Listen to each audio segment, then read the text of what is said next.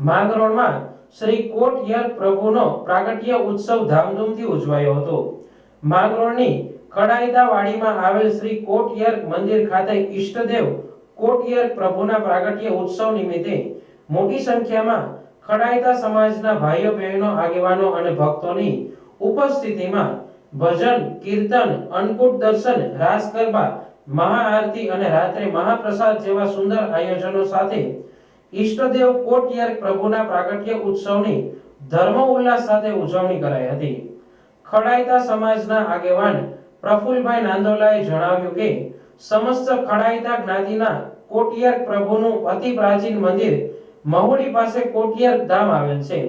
જય શ્રી કૃષ્ણ, જય શ્રી કોટયર। હું પ્રફુલ કુમાર કાંતિલાલ નાંદોલા, સૌરાષ્ટ્ર ખડાઈદા સમાજ પ્રમુખ। આજે અમે સમાજમાં ઈષ્ટદેવ કોટયર પ્રભુનો જન્મદિવસ ઉજવીએ છીએ। આખા દેશમાં બે જ મંદિર છે, એક મવડીમાં આવેલું છે, બીજું અમે અહીંયા 1995માં એની સ્થાપના કરી છે અને હર વર્ષે કારતક સુદ બારસના દિવસે અમે આ ઈષ્ટદેવનો ઉત્સવ અમે ઉજવીએ છીએ અને બધા જ્ઞાતિજનો આજુબાજુના ગામડાવાળા બધા સાથે મળીને પ્રસાદ લઈએ છીએ। હવે એટલા વર્ષો પછી અમે રિનોવેશનનું કામ કાલથી ઉપાડીએ છીએ।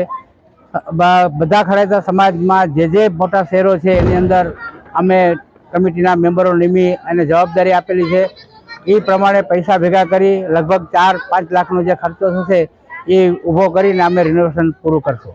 તેમજ માંગરોળ શહેરમાં પણ 1995માં કોટયર પ્રભુના મંદિરની સ્થાપના થઈ, જેના આજે 30 વર્ષ પૂર્ણ થયા છે। દર વર્ષે કારતક સુદ બારસના દિવસે જ્ઞાતિના તમામ લોકો સાથે મળી વિવિધ ધાર્મિક કાર્યક્રમો સાથે પ્રભુનો પ્રાગટ્ય ઉત્સવ ધામધૂમપૂર્વક ઉજવે છે। જય શ્રી કૃષ્ણ। કારતક સુદ બારસ અમારા કોટયર પ્રભુનો જન્મોત્સવ છે। તે દિવસે અમે બધા અહીંયા અન્નકૂટનું આયોજન કરીએ છીએ। બધા બહેનો જ ભેગા થઈ અને સરસ રીતની સામગ્રી બનાવે છે અને ઠાકોરજીને ધરાવીએ છીએ।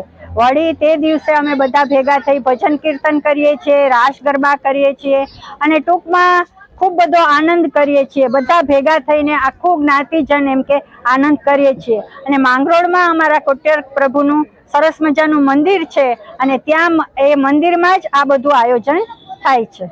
જય શ્રી કૃષ્ણ।